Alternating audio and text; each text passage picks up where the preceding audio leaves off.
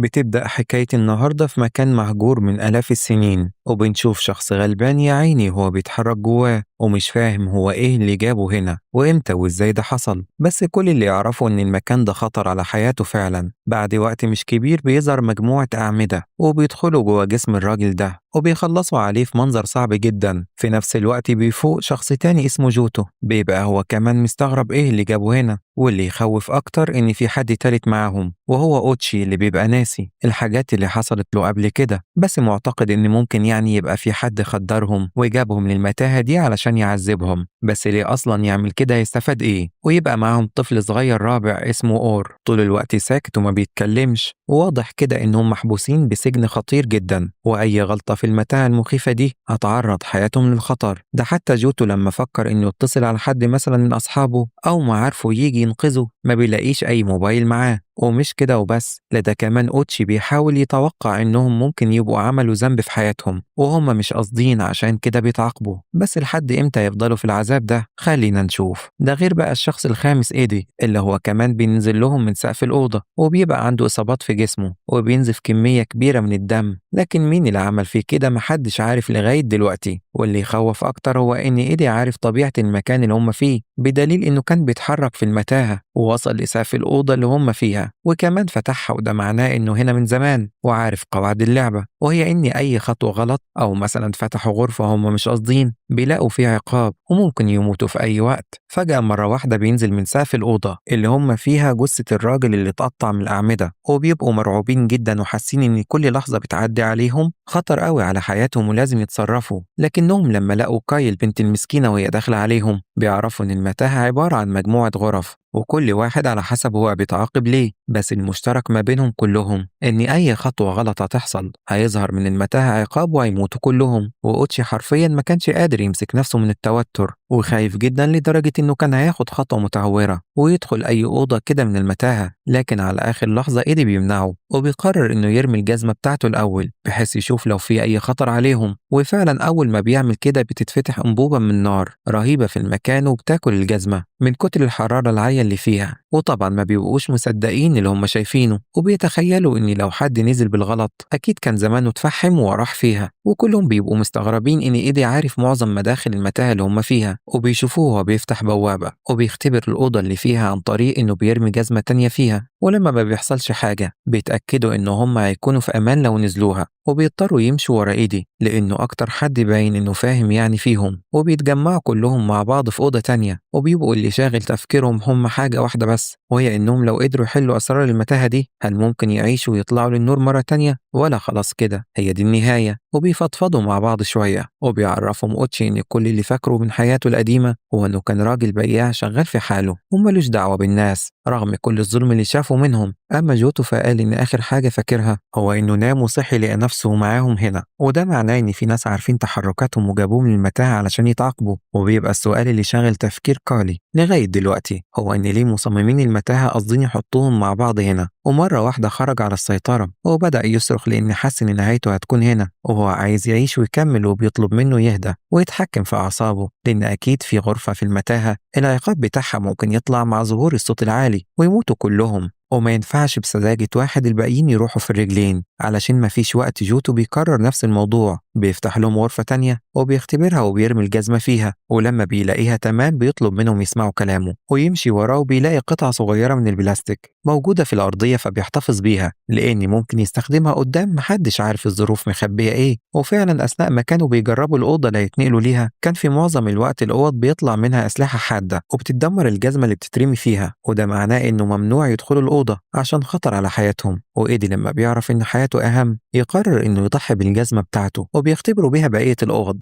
ويتأكدوا إنه أمان عليهم الأول. وبيتصدموا كلهم لما بيلاقوا أرقام مكتوبة على مدخل الأوضة اللي كانوا بيروحوها، فمعناه إن الموضوع طول حبتين وإنهم لو ما فكروش كويس هيفضلوا بقية عمرهم محبوسين، ده إذا طبعا ما ماتوش من الأفخاخ اللي بتظهر من المتاهة. فجأة مرة واحدة أثناء ما كانوا داخلين أوضة جديدة بيلاقوا العجوز محبوس هناك وبيبقى المسكين فاكرهم إنهم جايين علشان ينقذوه، ما يعرفش إن الحال من بعضه كلهم محبوسين هنا. وبيقول إن اسمه أندي وإنه راجل غني قوي بس ما يعرفش إيه الذنب اللي عمله علشان يحبسوه هنا في المتاهة المخيفة دي. وساعتها إيدي وجوتو بيعرفوا إن مخرج الغرفة اللي فيها العجوز مختلف شوية عن الغرف التانية، وده لأن الباب بتاعها موجود في السقف. كان لازم يروحوا بسرعة يتفقدوا المكان علشان احتمال الباب ده يتقفل في أي لحظة بشكل أوتوماتيك ويموتوا كلهم هنا. المشكلة التانية قدامهم هو إزاي ينزلوا من أوضة العجوز للأوضة اللي هم جنبها، لأن المكان عالي جدا مش زي ما كانوا متعودين، وبدأوا يتسلقوا الحبل واحدة واحدة لغاية ما بينزلوا. وهنا كاي بتطلب من جوتو إنه يختبر الأوضة اللي عليها الدور بالجزمة بتاعته. الغريب إنه بيقول لهم إنه مفيش أي خطر وإنهم يقدروا ينزلوا. في لحظة معينة كده بدأوا يشكوا فيه، لأن طالما هي آمنة على حياتهم ليه ما نزلهاش، وبدأ بنفسه تحس كده يا صديقي إنه مخبي حاجة ومش عايز الباقيين يعرفوها. والطفل الصغير أور بيبقى في دماغه حاجة معينة وعايز يوصل لمعنى الأرقام الموجودة على المداخل، وهل ممكن العلامات دي لحاجة مطلوبة منهم ينفذوها ويطلعوا من هنا، ولا إيه بالظبط الموضوع؟ المهم إنهم لما بينزلوا الأوضة الجديدة مع بعض بتحصل مصيبة تانية أكبر، وبيلاقوا كمية مراوح كبيرة جاية عليهم، ولو لمست واحد منهم حرفيا هتقطعه مليون حتة. عشان كده كان لازم يفكروا بسرعة يهربوا منها إزاي، وبيفضلوا يصرخوا وبيبقوا شايفين الموت قدام عينيهم، وخصوصا جوتو اللي حرفيا من الصدمة ناسي إنه واقف على بوابة الخروج. وساعتها زمايله بيزعقوا وبيطلبوا منه يتحرك بسرعة علشان مفيش وقت ولازم يطلعوا على آخر لحظة. أور بيقدر يفتح بوابة الخروج وكان موضوع بيعدي على خير، لكن إيدي حرفيا كان متعصب قوي وعايز يضرب جوتو لأنه بسبب غبائه كانوا هيموتوا كلهم. بس الراجل العجوز أندي والباقيين بيقولوا إن أكيد ما كانش يقصد، وإنهم لازم يحطوا إيديهم في إيدين بعض لغاية ما يحلوا لغز المتاهة دي وبيطلعوا بسلام من هنا. وأور لما كان قاعد مع جوتو أخد منه قطعة البلاستيك اللي كانت معاه وبدأ يحلل الأرقام اللي شافها لعل وعسى إنه يوصل لحل ويطلعوا من المتاهة دي. في اللحظة دي جوتو اتأثر قوي بعد ما افتكر حاجات تزعل من الماضي ومواقفه مع أخوه وإزاي العلاقة ما بينهم ما كانتش أحسن حاجة يعني. وبيبقى كل اللي في الأوضة مستنيين أور يطلع لهم فكرة بدل ما هو عمال يرسم كده ويخطط مع نفسه. فعلا بيطمنهم إنه قدامهم فرصة بسيطة، لأنه لاحظ إن أرقام الغرف اللي بتكون أولية أو فيها مثلا أرقام زي 3 و5 و7 لما بيدخلوا فيها ما بيحصل لهمش أي حاجة. أما بقية الأرقام بقى حرفيا كل أوضة بيدخلوها بيكون فيها نوع من العقاب مختلف عن التاني. وطبعا الراجل العجوز أندي والباقيين كلهم ما كانوش مصدقين أور وشايفين إن كلامه غلط طبعا ومفيش أي حاجة تثبت صحته، ما عدا جوتو اللي بيبقى مؤمن بيه قوي وشايف إنه عبقري ودماغه حلوة. وفعلا بدأ بنفسه وقرر ياخد المخاطرة ويفتح باب من اللي بيبدأوا بالأرقام التانية اللي مش أولية، وعلى طول يا عزيزي بينط في الغرفة من غير ما يختبرها زي ما كانوا متعودين. بس عدالة السما بتحصل هنا بقى، لأن الأوضة بتطلع آمنة عليهم وما فيهاش أي خطر زي ما أور قال لهم، وتأكدوا دلوقتي إنه فعلا عبقري وبيفكر كويس وأكيد هيساعدهم في الخطوات اللي جاية. وفعلا بعد الاكتشاف ده كانوا بيتنقلوا من الغرف اللي بتبدأ بأرقام أولية من غير ما يحصل لهم حاجة. بس لحد إمتى يا صديقي؟ فهي واحدة من الأوض للأسف الرقم بتاعها أولي. طب إزاي بقى هيعدوا منها؟ واللي مستنيهم حرفيا جحيم، لأن واحد منهم طلع صوت عالي ولو غصب عنه هتظهر أشعة من الحديد وحرفيا هتقطع أي حد قدامها وتخلص عليه. واتفقوا مع بعض اتفاق بسيط كده، وهو إنهم يتمالكوا أعصابهم وهم ماشيين لغاية ما الموضوع يعدي على خير. وفعلا كلهم بدأوا يطلعوا والموضوع كان ماشي، وعلى آخر لحظة العجوز كان هو كمان هيطلع، لكن جوتو الغبي الجزمة بتاعته وقعت غصب عنه وعملت صوت عالي، وحرفيا العقاب اللي في الأوضة بدأ يشتغل وأشعة الحديد بدأت تظهر مرة واحدة. والعجوز أندي لسه جوه الأوضة ومش عارف يعمل إيه، وكان لازم ينقذوه على قد ما يقدروا. وفعلا قدروا إنهم يسحبوه للأوضة السليمة بعد طبعا ما كان دراعه اتعور. ساعتها أندي حرفيا كان هياكل جوتو ومتعصب عليه بسبب الغباء بتاعه، لكن الباقيين بيطلبوا منهم يهدوا لأن في حاجات هتقابلهم أخطر بكتير. بيحاول جوتو يعوض الغلط اللي حصل منه وبيقرر إنه يوصل لفكرة من الأفكار بتاعة أور، وبيرسم لهم مجسمات وبيتخيل كده إن لو الحسبة صح زي ما هم مخططين فتقريبا كده فاضل لهم بالظبط يعني حوالي 24 غرفة، ولازم يعيشوها بقى بالطول والعرض لغاية ما يوصلوا لهناك ويطلعوا من المتاهة. وفجأة مرة واحدة أوتشي فضل يصرخ بعد ما شاف جثة واحد من الضحايا اللي ما قدروش يحلوا أسرار المتاهة وماتوا. فكان لازم ساعتها الباقيين يركزوا لأن ما قدامهمش وقت كتير، كل دقيقة بتعدي عليهم خطر على حياتهم. وبدأوا يعملوا لنفسهم حبل ويساعدوا بعض لغاية ما راحوا لغرفة تانية جديدة. ساعتها أور بيصرخ في وشهم وبيعرفهم الصدمة الكبيرة، وهي إن مدخل الأوضة اللي جنبهم فيه رقم أولي، وده معناه أيوة بالظبط يا صديقي عقاب تاني هيظهر ومش هيرحم حد. وغصب غصب عنه بيقع في الأوضة المخيفة دي، وبدأت تظهر أجهزة الاستشعار اللي في المتاهة علشان تطلع العقاب اللي في الأوضة، وبيكون عبارة عن ليزر بيدمر أي حد يقف قدامه. فبيحاول جوتو إنه يروح بسرعة وينقذ أور ويفديه بحياته، وقدروا هما الاتنين بالعافية يرجعوا مرة تانية للأوضة بتاعتهم. بس اللي يخوف بقى كان إيدي كان دخلهم علشان يساعدهم، وللأسف ما قدرش يطلع ومات قدام عينيهم في منظر صعب قوي، وما عرفوش يعملوا له أي حاجة. ساعتها بقى كانوا بدأوا يحسوا باليأس وإن مفيش أي فايدة من اللي هم بيعملوه، ما عدا جوتو اللي لسه مصمم إن أكيد في حل وإنهم ممكن بشوية تركيز يطلعوا من المتاهة. وفعلا لأن مفيش وقت بدأ يفتح البوابة اللي هتوصلهم للأوضة اللي بعد كده، وفعلا بدأوا كلهم ينزلوا معتقدين إنهم في أمان يعني. بس العجوز أندي كان حاسس بتعب لأنه دراعه اتصاب في أشعة الليزر المرة اللي فاتت، وكمان قلبه مش مطمن وحاسس إن نهايته هتكون هنا. وبدأ ينشر طاقة سلبية في المكان، وعرف المجموعة إن ممكن يبقى بيتعاقب عن ذنب عمل ولا حاجة وهو مش قاصد، لكن الحقيقة هو مش عارف إيه اللي حصل في الماضي. بس جوتو بقى لما افتكر ذكرياته عرف إنه فعلا كان مقصر في حق أخوه اللي انتحر، وإن الفترة الأخيرة كانت علاقتهم مع بعض مش أحسن حاجة. فبيحس بالرعب لأن ممكن الموضوع يتكرر معاه ويكون هو أساسا في المتاهة بسبب إنه يتعاقب عن الحاجات اللي عملها. لكن العجوز أندي بيطلب منه يهدى ويحس بالأمل شوية لأنه سنه صغير والدنيا لسه قدامه، وما ينفعش يحس بالإحباط كده زي الحالة اللي هو فيها دلوقتي. لكن غصب عنه هيعمل إيه يعني؟ والمصايب لا تأتي فرادى يا صديقي، لأن المتاهة بينزل منها قضبان الحديد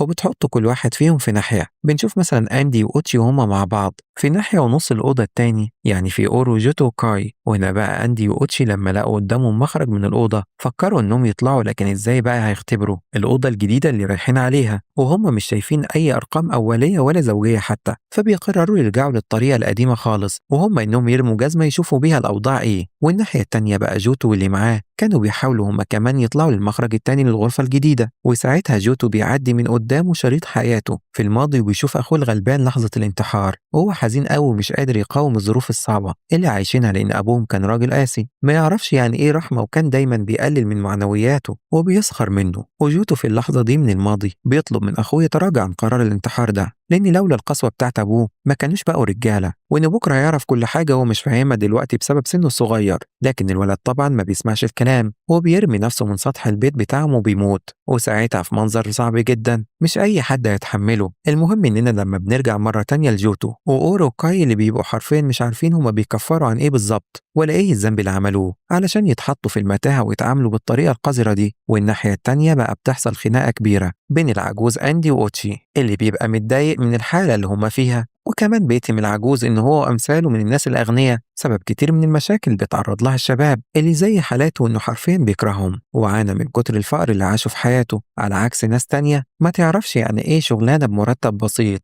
ومعاملة وتقدير مش أحسن حاجة من المجتمع. وبيبدأ يظهر وشه التاني الأندي وبيقرب رقبة العجوز من الباب بتاع الغرفة، وبدأ يحرك الباب ناحيته لحد ما خلص عليه وشاف دمه بعينه. والناحية التانية بقى أور بيحس إنهم بيتعاقبوا بسبب جوتو إنه كان سبب في انتحار أخوه وما عرفش ينقذه، عشان كده هو كمان بيحس باليأس وإنه هيموت هنا، فقرر يرمي نفسه في أي أوضة والسلام وزي ما تيجي بقى. بس على آخر لحظة بيلحقوه وبينقذ حياته ويحضنه وبيطلب منه يهدى علشان يعرفوا يفكروا كويس، وهو مستحيل يسمح لمصممين المتاهة يعملوا فيهم حاجات مهما حصل. وكان بتطلب منهم يجوا ويشوفوا منظر الغرفة من بره، فبيعرفوا إنهم قربوا قوي إنهم يطلعوا من المتاهة. بس المصيبة التانية هي إنهم أثناء ما كانوا رايحين للغرفة الجديدة بيلاقوا أوتشي وهو هدومه مليانة دم في كل حتة، فبيشكوا فيه خصوصا لما بيسألوه عن العجوز، وهو طبعا ما بيرضاش يجاوب ولا يعرفهم أي حاجة، فبيتأكدوا إنه قتله وبيروحوا كلهم مع بعض للغرفة الجديدة. وخلاص هانت يا جماعة إنهم يطلعوا من العذاب ده. ساعتها أور كان مرعوب وبيقول لأوتشي وهو اللي قتل العجوز، وقال لهم يعني كذبة كده علشان يصدقوها، وهي إن العجوز مات لما نزل في أوضة بالغلط، والكلام ده أكيد ما حصلش. عشان كده قرروا إنهم يطلعوا بسرعة ويسيبوه لوحده في الأوضة. بس على آخر لحظة أوتشي بيعرف خطتهم وبيمسك جوتو وبيمنع إنه يطلع، وبيحاول يوضح له إنه هو اللي قتل العجوز، لكن أمثال العجوز من الناس الأغنياء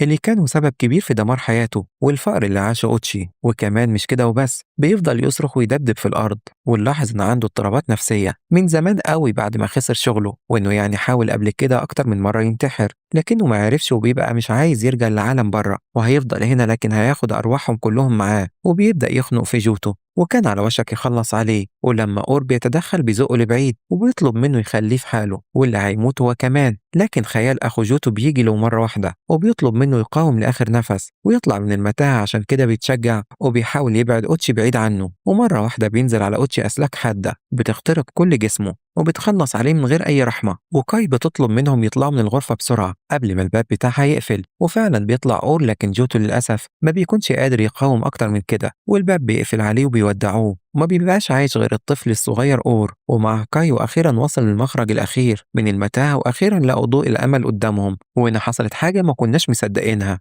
وهي إن أور قرر إنه يتحرك بسرعة ويطلع. أما كاي فمش عارف مين لعب في دماغها وقررت ترجع للمتاهة مرة تانية، وبتنزل جثة أوتشي مرة واحدة من السماء وكأن في حاجة مش طبيعية هتحصل. وبس كده بينتهي فيلمنا.